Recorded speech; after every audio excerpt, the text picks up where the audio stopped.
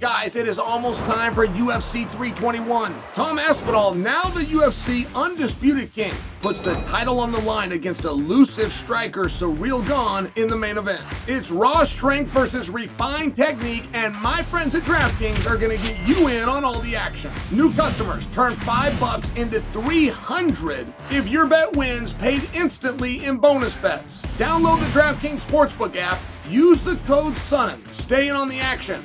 Use your bonus bets on DraftKings same-game parlays for a shot at an even bigger payout. Love the thrill of live betting? Bet live on star player props and in-progress games right as they happen. If sports betting is not yet available in your state, don't worry. You can still join in on all the fun with DraftKings Daily Fantasy Sports and have the shot to win cash prizes. Download the DraftKings Sportsbook app now. New customers, use my promo code SONNEN. Bet just $5 and get $300 in bonus bets instantly if your bet wins. That's promo code SONNEN only at DraftKings Sportsbook.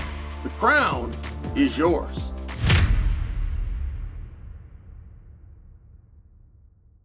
Do you guys want to know why I don't put something in the title? That's called a thumbnail. But the title, when you come to YouTube and you see a title, do you want to know why I don't put something in the title that then is not supported by the video? Do you want to know that? Because you're going to watch the video and then you're going to quickly realize that I misled you. It's called clickbait.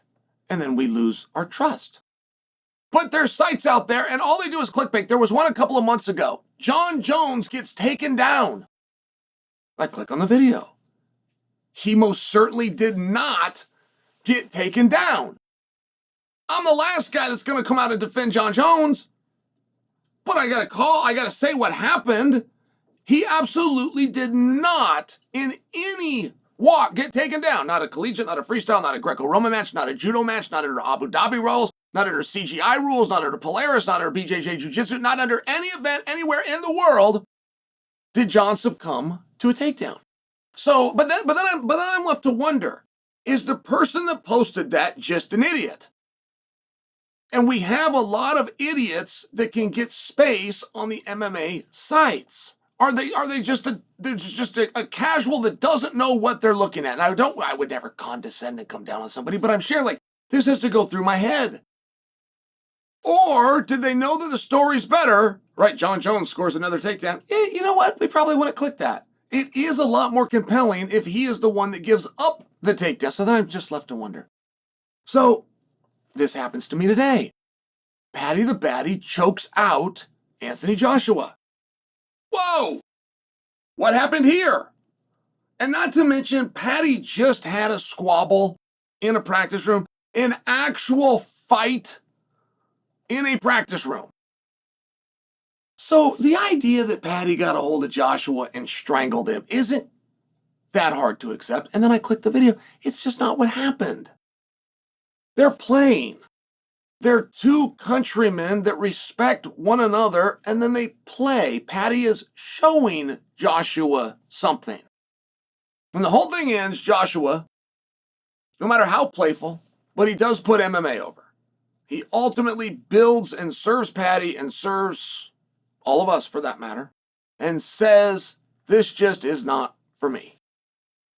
Cage fight is just not for me. All right, well, what would happen if they fought? Now, I know history says how important grappling is, and history from 1993 shows us, and if you get the takedown, and Joshua himself has told us I can't go with him on the ground. I get all of that, and I appreciate the theory that 80% of fights go to the ground. I really do. I also appreciate the statement that 100% of them start standing up. If you get touched one time by Anthony Joshua in a little glove, you have a problem. Can we agree? You, whoever you are.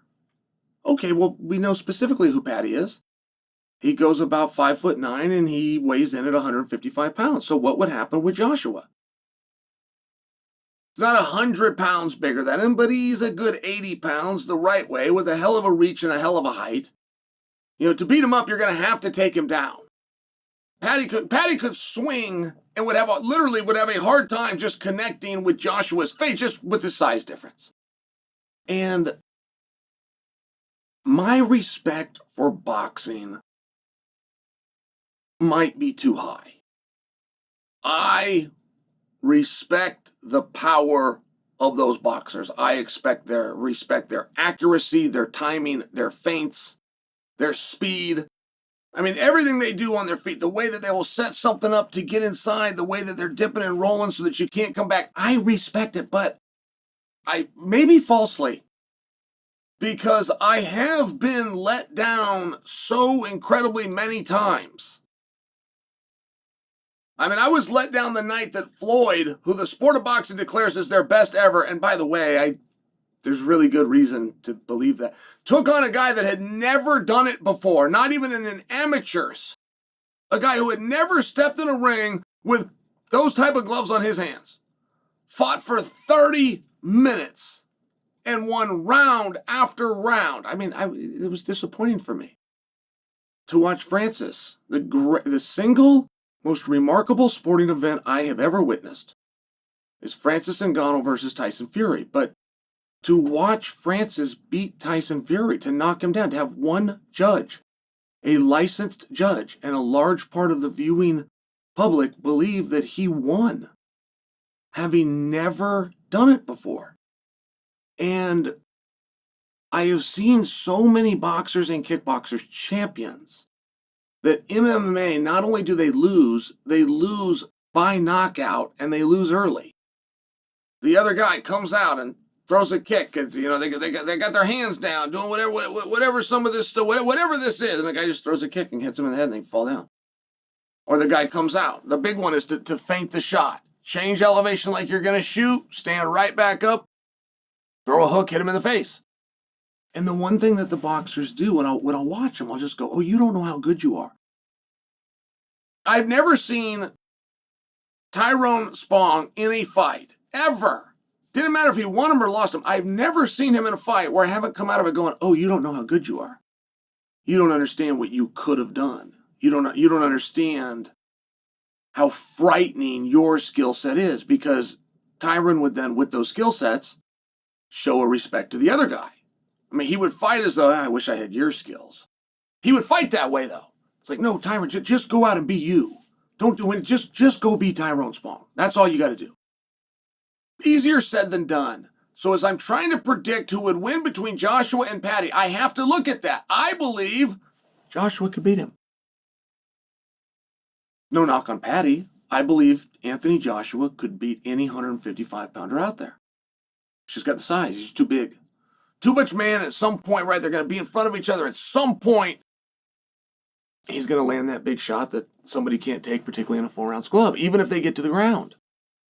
I have this idea that a boxer, professional boxer, an Olympic silver medalist, a world heavyweight champion, even on the ground, on his back, he's on his back. He's not setting up, he's not rotating, he's not pivoting, he's not doing all the stuff he's going to take his hand, boom, and just hit you with it. In my mind, an MMA guy can't take that. In my mind, a 155-pounder cannot take that. From his back in the most precarious position, as a choke is getting set up on him, he's going to take this free hand, he's going to ram it into your head. And you're not going to be able to take it, but